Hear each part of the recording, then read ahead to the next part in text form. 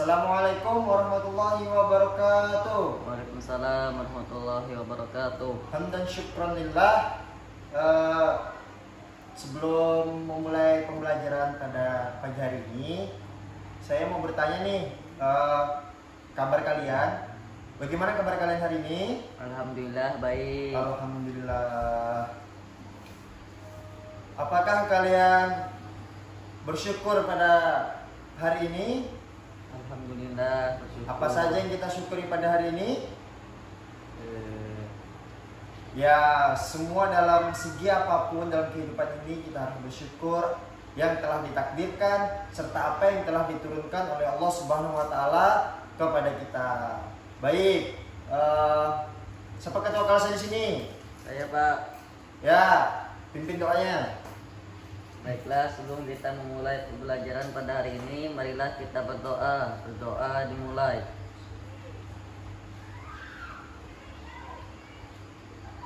Berdoa selesai. Baik, sebelum mulai pembelajaran, Bapak mau mengecek kebersihan kelasnya. Di meja sebelah sini Bersih, Pak. bersih. Yang di tengah, Bersih. yang di pinggir sebelah kanan. Bersih. Alhamdulillah sudah bersih semua ya. Baik, sekarang Bapak mau ngecek kerapian pakaiannya dari atas sampai bawah, dicek semuanya. Pakai sudah rapi? Rapi, Pak. Baik. Sudah siap untuk belajar pada hari ini? Siap. Baik. Sebelum itu Bapak mau bertanya kepada kalian, apakah kalian di sini sebelum berangkat sekolah, apakah sudah saling kepada kedua orang tuanya? Sudah. Dan apakah setelah kalian datang ke sekolah kamu sudah saling dan mengucapkan salam kepada kedua orang tuanya? Sudah, Pak. Alhamdulillah, anak yang baik, dan semoga kalian di sini menjadi anak yang soleh dan soleha di kedepannya. Amin. Mengapa mau menanyakan tentang hal itu? Sebab materi kita pada hari ini yaitu tentang hormat dan patuh kepada kedua orang tua dan guru. Baik. Selanjutnya yaitu dalam PowerPoint tersebut ada beberapa gambar yang Bapak udah share ke handphone kalian semua. Apakah ada yang bisa mendeskripsikan gambar tersebut? Ayo, ada yang bisa?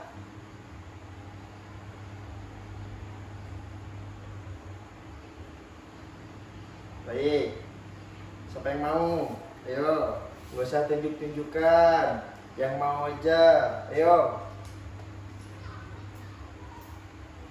Tidak bisa, Pak. Baik, pada gambar 2.1 ada kedua orang tua dan anaknya sebelum berangkat sekolah. Gambar tersebut menunjukkan bahwasanya anak tersebut menunjukkan tentang sifat dan hormatnya patuh kepada kedua orang tuanya sebelum berangkat. Mereka untuk saliman dan membantu kedua orang tuanya. Dan gambar pada 2.2 yaitu seorang murid yang hormat dan patuh kepada gurunya, yang dimana mereka tersebut menggambarkan salim sebelum masuk ke kelas. Yang ketiga yaitu kedua anak tersebut menggambarkan tentang kehidupan setelah kedua orang tuanya meninggal. Mereka tersebut masih bisa berbakti dan hormat dan patuh kepada kedua orang tuanya meskipun kedua orang tuanya sudah meninggal. Seperti yang sudah disebutkan dalam surah Al-Isra ayat 23 dan ayat 24 yang berbunyi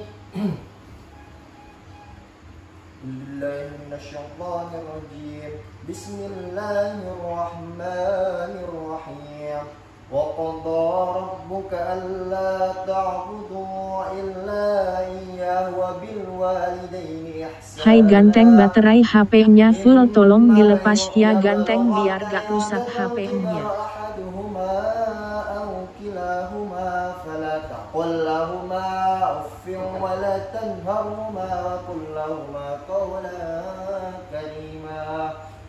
واخفض لهما جناح الذل من الرحمة وقل رب ارحمهما كما ربياني صغيرا.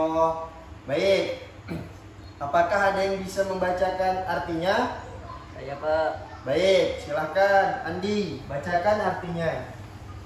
Artinya, Tuhanmu telah memerintahkan agar kamu jangan menyembah selain Dia dan hendaklah berbuat baik kepada ibu bapak. Jika salah seorang di antara keduanya atau kedua-duanya sampai berusia lanjut dalam pemeliharaanmu, maka sekali-kali janganlah engkau mengatakan kepada keduanya perkataan atau janganlah engkau membentak keduanya, serta ucapkanlah kepada keduanya perkataan yang baik.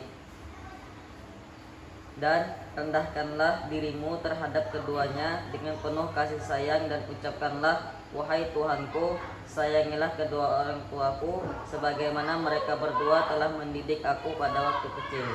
Nah, terima kasih kepada Andi telah membacakan artinya.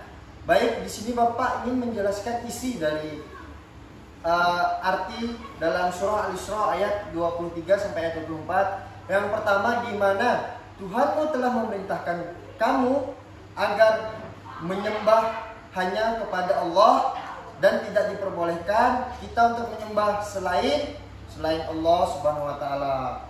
Dan hendaklah berbuat baik kepada kedua orang tua. Selanjutnya, jika salah seorang, keduanya atau kedua-duanya sampai berusia lanjut dalam pemeliharaan kita atau dalam pemeliharaanmu, maka sekali-kali janganlah engkau mengatakan kepada keduanya perkataan Nah, di sini bisa kita lihat dan bisa kita baca secara seksama bahwasanya seorang anak tidak boleh berkata apalagi membentak, apalagi membantah.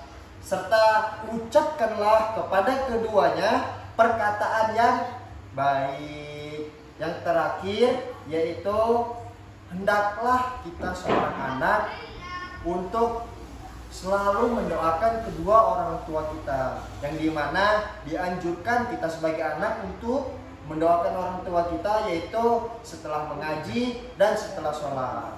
Baik, selanjutnya surah Luqman ayat 13 sampai ayat 17. Bapak mohon dan minta kepada siapa yang bersedia untuk membacakan surah tersebut dan artinya. Baik, saya persilahkan. Ayo. Saya, Pak. Baik, silahkan Fatih bacakan surah Luqman ayat 13 sampai ayat 17 beserta artinya. Bismillahirrahmanirrahim. Wa idza qala Luqman li ibnihi wa huwa ya'idhuhu ya bunayya la tusyrik billah innasyirka la dzulmun 'adzim wa wasaynal insana biwalidayhi hamalathu ummuhu wa habna 'ala wabnin wa fisaluhu fi 'amaini an ishkur li wa liwalidayk in ilayyal masir wa in jahadaka 'ala an tusyrika bima laysa laka bihi 'ilmun fala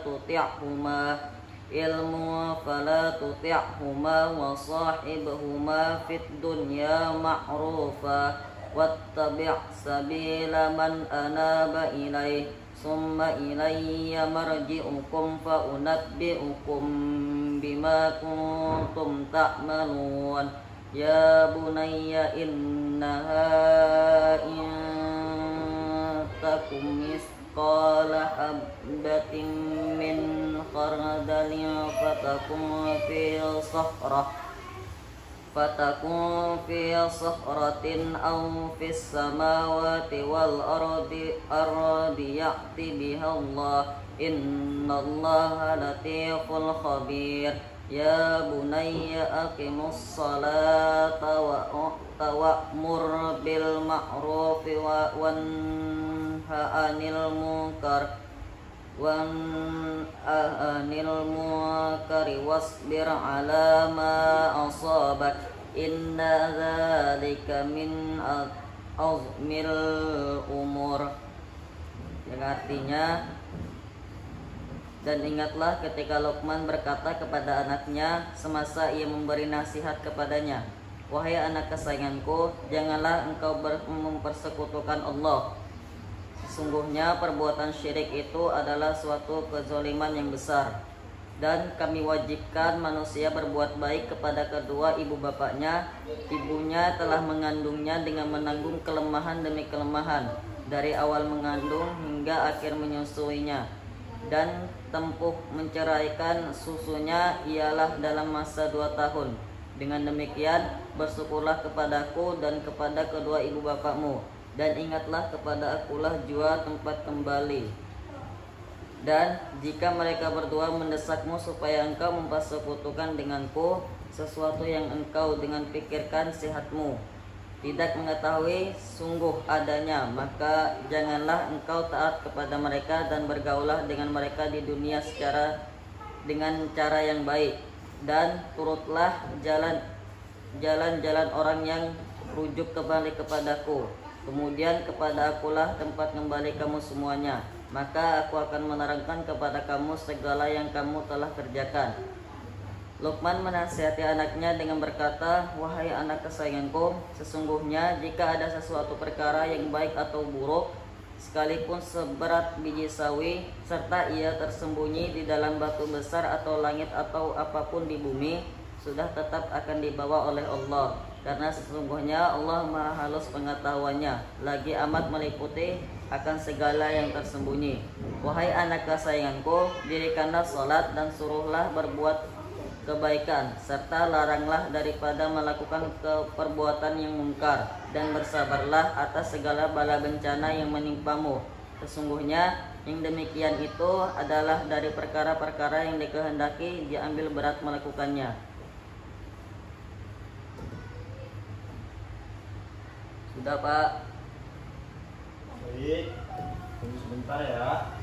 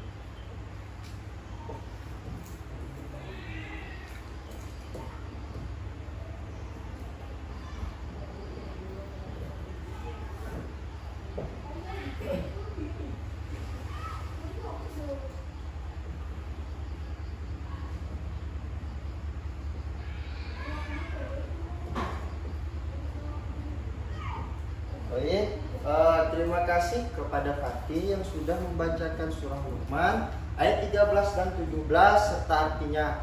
Dan semoga yang membaca dan mendengarkan surah tersebut diberikan oleh Allah kesehatan dan keselamatan setelah kita keluar dari kelas ini. Amin ya rabbal alamin. Baik, di sini Bapak akan menjelaskan atau memberikan sesuatu, yaitu hikmah surah Luqman ayat 13 dan 17. Yang pertama, Allah memerintahkan kepada kita larangan syirik, yaitu dilarang menyembah selain Allah. Baik, yang seperti sama di surah yang sebelumnya, yaitu surah Al-Isra ayat 23. Yang kedua, perintah tersebut yaitu jatuh kepada seorang anak, diperintahkan untuk berbakti kepada kedua orang tua. Yang ketiga, sadar akan pengawasan Allah Subhanahu wa taala. Maksudnya, setiap apa yang kita perbuat di muka bumi ini, setiap apa yang kita lakukan di muka bumi ini, kita percaya bahwa Allah Subhanahu wa taala selalu mengawasi kita. Yang selanjutnya, perintah mendirikan sholat 5 waktu. Yang kelima, amal ma'ruf nahi mungkar, itu amal baik dan amal buruk. Setiap amal baik dan amal buruk setelah kita meninggalkan akan ditimbang di al-mahsyar nanti. Selanjutnya yaitu perintah sabar. Allah memerintahkan kita agar setiap makhluk, setiap muslim, apa yang telah ditakdirkan, apa yang telah ditentukan, meskipun tidak sesuai ekspektasi kita, maka kita diperintahkan Allah untuk selalu bersabar atas ujian yang telah diberikannya. Selanjutnya yaitu hikmah berbakti kepada kedua orang tua. Nah, di dalam poin tersebut ada 5 poin. Yang pertama, amalan yang paling utama. Maksudnya di sini amalan yang paling utama. Mengapa disebutkan amalan yang paling utama? Karena Allah Subhanahu wa taala sangat mencintai amalan tersebut, yaitu berbakti kepada kedua orang tua.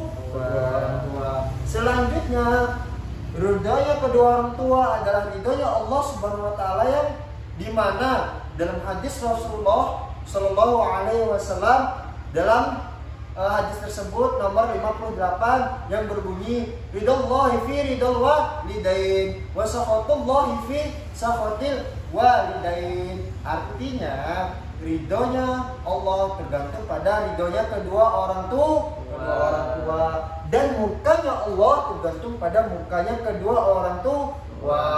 Nah, jadi mau kita misalkan ada yang mau berangkat ke sekolah, kita harus izin dulu dengan cara salim kepada kedua orang tua.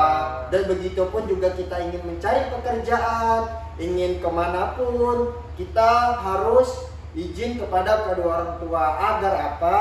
Agar di perjalanan kita diberikan keselamatan oleh Allah Subhanahu wa taala serta kesehatan. Amin ya rabbal alamin. Baik, selanjutnya yaitu dipermudahkan dalam semua urusan dan diluaskan rezekinya dan dipanjangkan umurnya serta mendapatkan surganya Allah Subhanahu wa taala. Baik, selanjutnya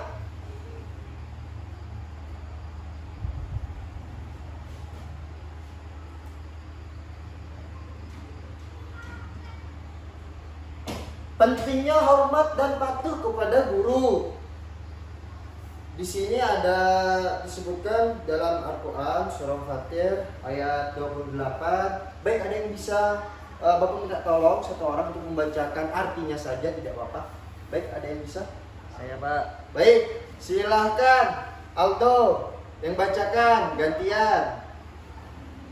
Artinya, dan demikian pula di antara manusia, makhluk bergerak yang bernyawa, dan hewan-hewan ternak ada yang bermacam-macam warnanya. Di antara hamba-hamba Allah yang takut kepadanya hanyalah para ulama. Sungguh Allah Maha Perkasa dan Maha Pengampun. Baik, terima kasih kepada Aldo sudah membacakan artinya. Di sini surah tersebut mengatakan di antara semua manusia, makhluk yang bergerak dan bernyawa dan hewan-hewan ternak ada bermacam-macam warnanya dan jenisnya. Di antara semua ciptaan Allah Subhanahu wa taala, semua makhluk hidup yang diciptakan oleh Allah Subhanahu wa taala, hanyalah para ulama lah yang sungguh benar-benar takut kepada Allah. Mengapa hal tersebut? Bukan berarti kita sebagai manusia yang awam tidak takut kepada Allah. Kita sebenarnya takut, tapi yang lebih takut kepada Allah sebenarnya itu adalah para ulama untuk melakukan maksiat kepada Allah. Mengapa? Bahwa para ulama telah mengetahui syariat-syariatnya Allah, telah mengetahui tauhid-tauhidnya Allah, serta aturan-aturan Allah yang melarang untuk berbuat maksiat. Nah, mengapa di sini para ulama atau guru itu bisa disebut bapak rohani raga atau jiwa? Kenapa disebut seperti itu? Karena seorang guru itu memberikan rohani kita, yaitu dengan ilmu pengetahuan serta akhlak-akhlak yang mereka bagikan kepada kita, serta mereka membentuk kita dari kita kecil bahkan kita dewasa. Makanya orang tuamu di rumah itu juga adalah guru, dan gurumu yang ada di sekolah itu juga adalah orang tuamu. Baik, selanjutnya cara para ulama menghormati gurunya. Yang pertama, ayo bisa sebutkan. Yang pertama, rendah hati terhadap gurunya. Yang kedua, menaati setiap arahan. yang ketiga, Senantiasa berkhidmah untuk gurunya. yang keempat, Ta'zim kepada gurunya. baik. Dari semua keempat tersebut, dari poin-poin 4 cara para ulama menghormati gurunya, apabila kita mengamalkan dalam kehidupan sehari-hari kita, maka ilmu yang kita dapat itu menjadi berkah, ilmu yang kita dapat itu menjadi baik dan bermanfaat buat orang lain dan orang yang ada di sekitar kita. Baik, karena sudah waktunya hampir istirahat, Bapak ingin bertanya di sini. Dari awal materi yang tadi kita Bapak jelaskan, yang kita sudah belajar tadi, apakah ada yang ingin menyimpulkan pembelajaran pada hari ini? Saya, Pak. Baik, silahkan simpulkan, ayo. Kesimpulannya, setiap seorang muslim itu penting untuk hormat dan patuh kepada gurunya serta orang tuanya. Baik, terima kasih kepada Aldi yang telah menyimpulkan pembelajaran pada hari ini. Benar yang dikatakan Aldi, bahwasanya hormat dan patuh kepada kedua orang tua dan guru sangatlah penting, karena merupakan suatu kewajiban atau yang paling wajib, yang seperti yang terdapat dalam surah Quran, surah Al-Isra ayat 23 dan 24, dan surah Luqman ayat 13 sampai 17, dan Quran surah Fatir ayat 28. Sebab di dalamnya terdapat kandungan-kandungan yang sangat baik, yaitu yang pertama, ilmu yang kita peroleh menjadi berkah dan bermanfaat bagi orang lain. Yang kedua, amalan yang paling utama atau yang paling dicintai oleh Allah Subhanahu wa taala. Yang ketiga, dapat menjadikan kita menuju surganya Allah Subhanahu wa taala. Yang terakhir atau yang keempat, kita selalu didoakan oleh kedua orang tua dan juga didoakan oleh guru kita. Baik, untuk mempersingkat waktu kita juga, buat pertemuan minggu depan, buatlah atau carilah kisah teladan Nabi atau kisah teladan yang ada di sekitar kita. Buatlah cerita kalian. Jadi pertemuan minggu depan yaitu apa? Tugasnya membuat atau mencari kisah teladan dari zaman Nabi atau yang ada di sekitar kita. Baik, mungkin itu saja yang bisa Bapak sampaikan pada hari ini, dan semoga apa yang Bapak sampaikan hari ini setelah kalian keluar dari kelas ini, semoga selangkah kaki kalian keluar dari kelas ini, kalian menjadi siswa orang-orang yang hebat, orang-orang yang bermanfaat bagi semua makhluk Allah, dan semoga kalian menjadi orang-orang yang sukses di masa depan. Amin ya rabbal alamin. Baik, ketua kelasnya nanti koordinasikan kepada saya akan bagikan tugas yang tadi yang sudah saya jelaskan untuk ke semuanya.